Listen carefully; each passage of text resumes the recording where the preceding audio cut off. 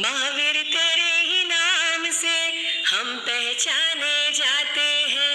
महावीर तेरे ही नाम से हम पहचाने जाते हैं। जो चलते हैं क्षमा के पथ पर जैन वही कहलाते हैं। जो चलते हैं क्षमा के पथ पर जैन वही कहलाते हैं। महावीर तेरे ही नाम से हम पहचाने जाते हैं। आप सभी ने गौर किया है कि क्षमा शब्द में भी माँ आता है, और एक यहाँ हमारी स्नेह की मूर्ति अंजू आंटी जी भी मौजूद है।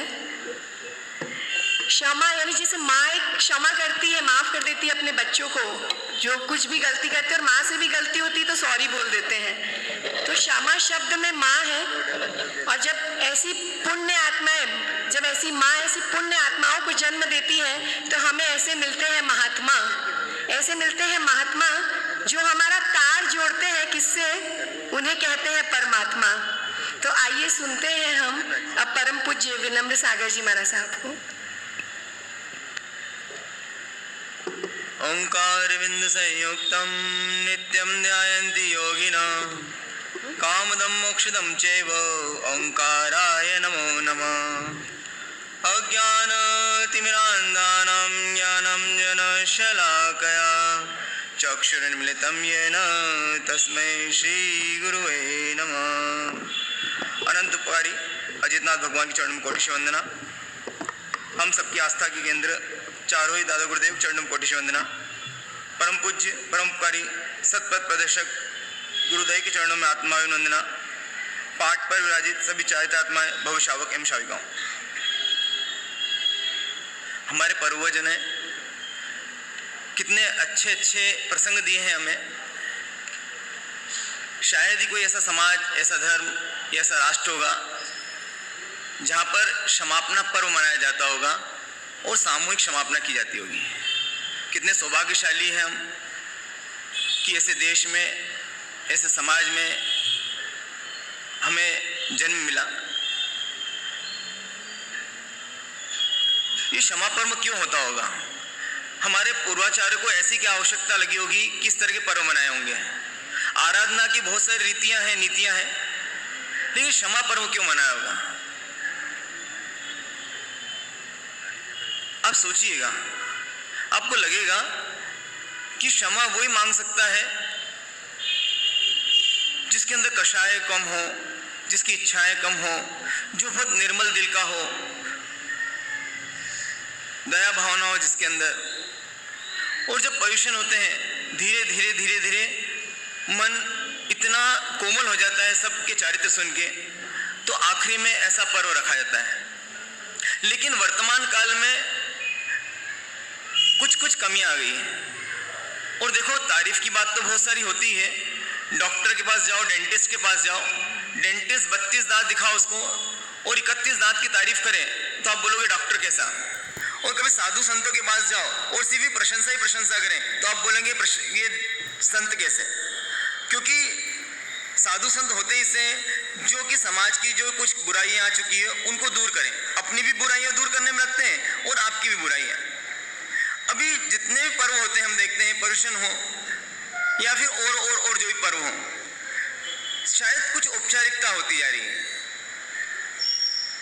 सब संग आते हैं, संग मिलते हैं, संत मिलते हैं और उसके बाद में क्षमापना का एक दौर चलता है। अंदर हम दिल में झांक के देखें कि क्या वास्तव में हमारे अंदर क्षमा घटित हो रही है क्या? अंदर कुछ घटना घट रही क्या? अंदर कुछ संवेदनाएं आ रही क्या? अंदर कोई ऐसे भाव जाग रहे हैं क्या क्षमा के? क्या ऐसा कोई व्यक्ति दिख रहा है क्या जिससे मुझे क्षमा मांगनी चाहिए? क्या अंदर दो आंसू आ रहे हैं क्या? क्या मुझे अपनी गलतियां दिख रही है क्या? या फिर ऐसा व्यक्ति दिख रहा है जिसपे मेरे को द्वेष है और क्षमा नहीं मांग रहा है और मैं क्षमा कर रहा हूं? ऐसा कुछ हो रहा है क्या? क्योंकि अंदर गठाने तो बहुत सारी पड़ी हुई है, वो गठाने खुली क्या कुछ? अगर ये सब नहीं हुआ है तो आगे आने वाले समय में होगा कि ये सब रूढ़ियां रह जाएगी और इन रूढ़ियों का जो हार्द है, इन जो रूढ़ियों के पीछे जो हमारे पूर्वाचार्यों के मंशा रहेगी वो मंशा खत्म हो जाएगी। एक छोटी सी कहीं बात पढ़ने में आई थी, बड़ी अच्छी लगी थी कि एक बच्चे की शादी नहीं हो रही थी क्योंकि वो अनपढ़ था, पढ़ा लिखा नहीं था। जो भी आता उसका बायोडाटा देखता, उसमें देखता कि भाई ये तो पढ़ा लिखा नहीं है। तो उसके पिताजी ने बोला, बेटा एक काम करना, तू अब जो भी तुझे देखने आए तो रोकड़ वही लेके बैठ जाना और उसके पन्ने पलटाते रहना। और ऐसा ही हुआ, जब उसको देखने आए लोग तो उसने बिल्कुल रोकड़ भी हाथ में ली और उसके पन्ने पलटाने लगा। वो जो लोग हैं उन्होंने बोला कि अरे कंवर साहब जो बनने वाले हैं हमारे, लड़का तो बड़ा ज्ञानी है, देखो पन्ने पलटा था रोकड़ के। अब रोकड़ के पन्ने पलटा रहा था और उधर बातचीत चल रही शादी की इसकी, दिखने में भी खूबसूरत था। वो पन्ने पलटाते पलटाते उस व्यक्ति ने पूछा, उस बच्चे ने पूछा कि पप्पा ये जो लिखे हुए पन्ने तो सारे पलटा लिए, अब जो बिना लिखे ही पलटाने हैं क्या? तो क्या काम कर रहा था वो? सिर्फ पन्ने पलटाने का काम कर रहा था। तो हम भी तारीख पे तारीख आती जाती हर पन्ने को पलटाते जाते हैं। तो ऐसा चौमासा भी पलटाते पलटाते पलटाते ये चौमासा भी पूरा हो जाएगा। ये दीदी आते हैं ना मंच पे, ये कभी कभी आते हैं, जब इनको बुलाया जाता है ये YouTube पे सुनते हैं। तो पन्ने पलटाने जैसा हुआ ना, मैं इनकी खिंचाई करना जरूरी है इनकी, तो या कभी कभी आते हैं ना। अरे बात इतनी सी नहीं है, बात इतनी सी है कि अंदर हम सब देखें, हम सब भी सुन रहे हैं ना बहुत दिन से। आप खुद देखें, क्या उसके घर गए जिसके घर सच में हमें जाना था? क्या यहाँ पर आकर हमने सच में उससे माफी मांगी क्या जिससे माफी मांगनी थी? हम कितने अपराध करते हैं, कितनी गठाने अंदर है हमारे, बस सिर्फ पन्ने पलटाते रहेंगे हम पूरी जिंदगी भर। ये सिर्फ कितनी बार इस पर्व को मनाएंगे क्षमा अपना? क्यों क्षमा नहीं घटित हुई हमारे अंदर? परमात्मा की बात करते हैं हर बार, वही दो चार उदाहरण देते हैं, देखो उनको सांप काटा था, देखो उनको ऐसे किया था, उन्होंने माँ जैसा होता है, बहुत सारी बातें करते हैं।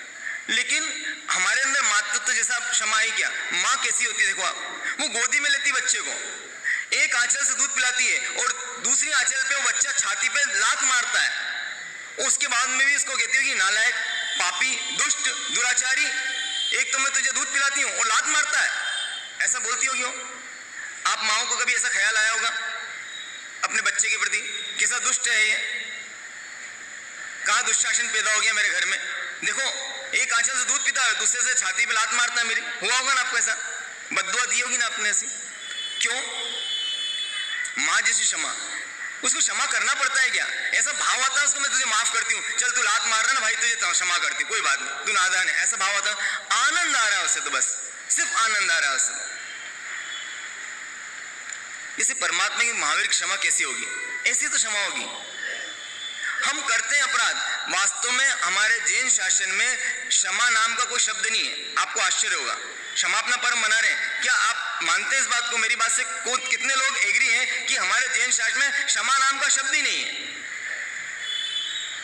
है? मानते हैं मेरी बात को आप? क्षमा नाम का शब्द नहीं है। हमारे यहाँ पे एक शब्द है, उसका नाम है उत्तम क्षमा, सम्यक क्षमा।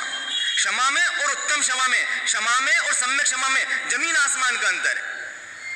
अगर हम क्षमा पर्व मनाते हैं, क्षमा सिर्फ शब्द बोलते हैं, तो बोला जाता है, व्यवहार की भाषा में बोल सकते हैं, कोई बुराई नहीं है, लेकिन सिर्फ क्षमा बोलते हैं तो क्षमा बोलते हैं तो मिथ्यात्वी है।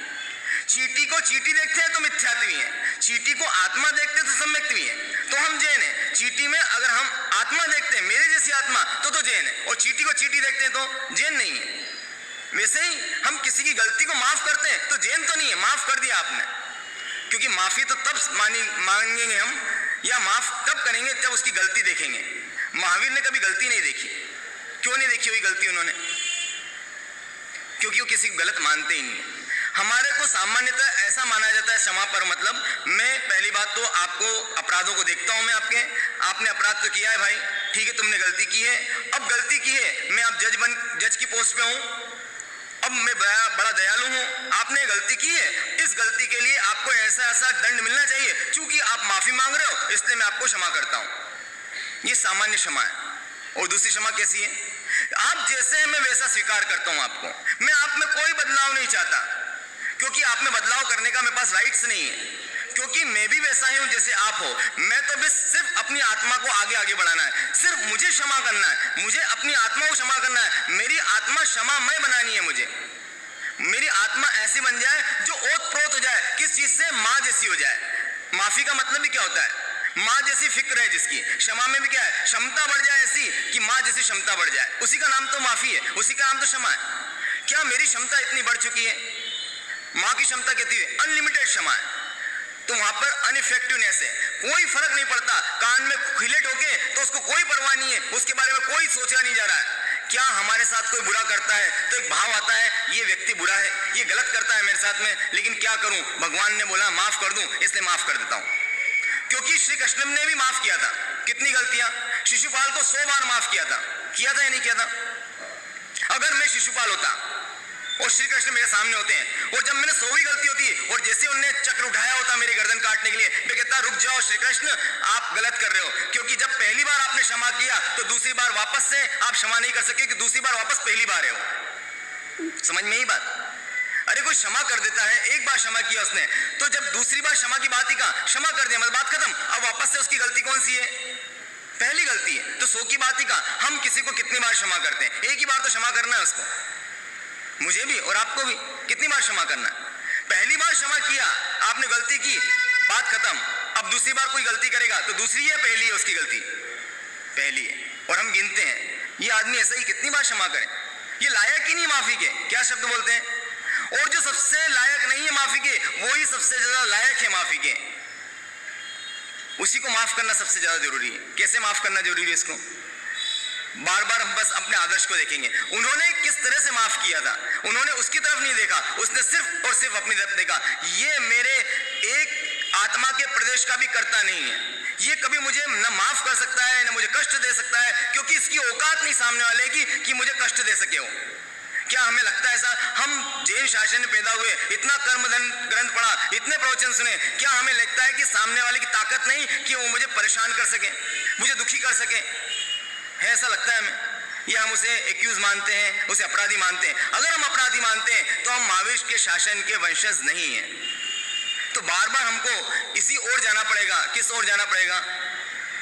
उत्तम क्षमा की ओर। उत्तम क्षमा में अंतर से समझ गए होंगे ना। क्षमा मतलब मैं तुम्हें अपराधी मानता हूं और तुमने मुझसे क्षमा मांगी, इसलिए मैं तुझे माफ करता हूं। और उत्तम क्षमा, मैं तुम्हें माफी के लायक तब मानूंगा जब तुम्हें मैं अपराधी मानूंगा। मैं तुम्हें अपराधी ही नहीं मानता हूं, तुमने कोई अपराधी नहीं किया है, तुम तो अपने कर्मों से अधीन हो, तुम क्या कर सकते हो? मैं सकल जीव है कर्माधीना, अचरज कबू न कीना, आप स्वभाव में अवधु सदा मगन में रहना। मैं तो अपने में मस्त हूं, बस मैं अपनी मस्ती में मस्त हूं। मुझे तो आगे आगे बढ़ते हुए उस क्षमा को प्राप्त करना है जो सिद्ध शिला तक लेके जाए, जो अरियंत सिद्ध बनाए। ऐसी क्षमा की तरफ जाना है मुझे।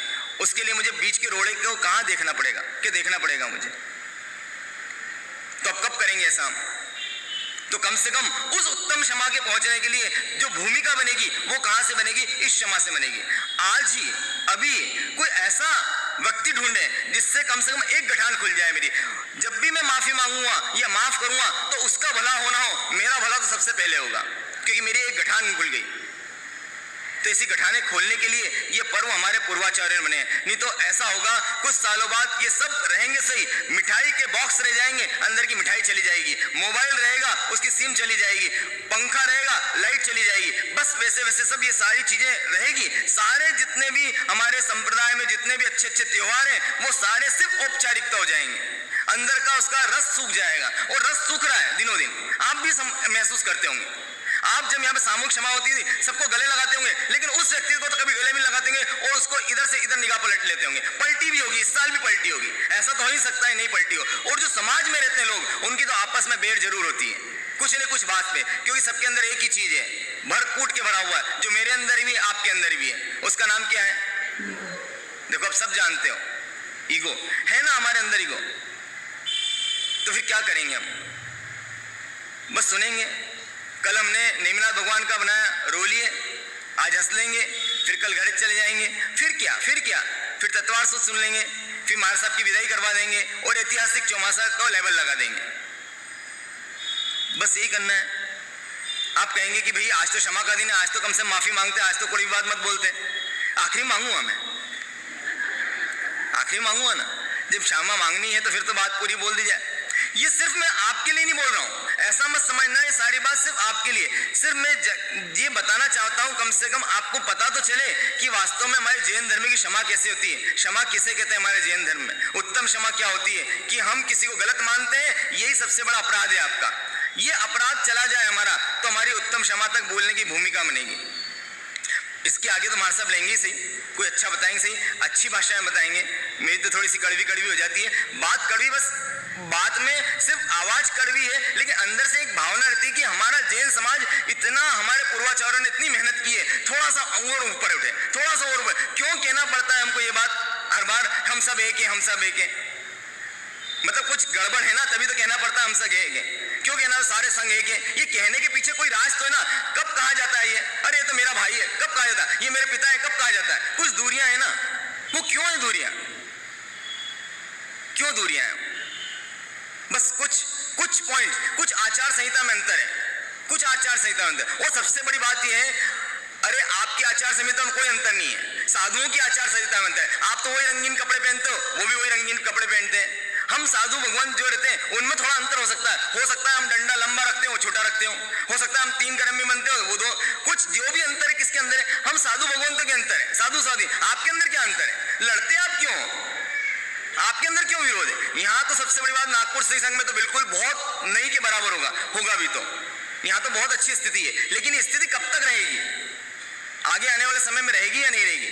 फिर हमारा माफियों का दौर भी कम होता जाएगा क्या? साल भर में माफी का दौर हमारा जो चलता है अभी, वो कब रहेगा? सोचने वाली बात है, सब सोचिएगा इस चीज को। और अगर कुछ हो तो सारी चीजें मिटा के, पहली बात तो क्योंकि दूर से तुमको पास में आना पड़ेगा।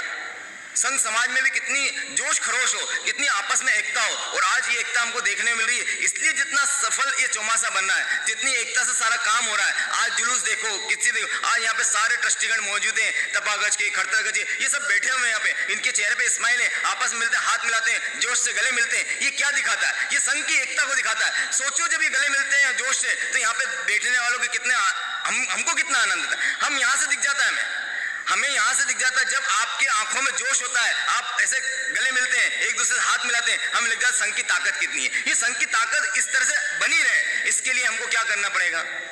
हर कार्यक्रम में एक दूसरे कार्यक्रम बराबर उपस्थिति रहो, एक दूसरे सम्मान से बुलाना, आना और बुलाना चलता रहे। ये सब दौर चलता रहेगा तो एकता बनी रहेगी। और कभी कोई आए, कभी हो सकता है ऐसे बाधक तत्व भी आ सकते हैं, कोई साधु संत के रूप में आ सकते हैं, किसी के रूप में भी आ सकते हैं, कोई ट्रस्टी के रूप में आ सकते हैं कि भाई मेरा संघ, मेरा समाज, मेरा लेवल, मेरा खड़तर, मेरा तप्पा, मेरा ये, मेरा वो। हम बोल देंगे भाई ये तुम अपने घर रखो, हमारा तो हम किसके नाम से जाने जाते हैं? अभी आज जो बहन ने बोला, किसके नाम से? महावीर के नाम से जाने जाते हैं।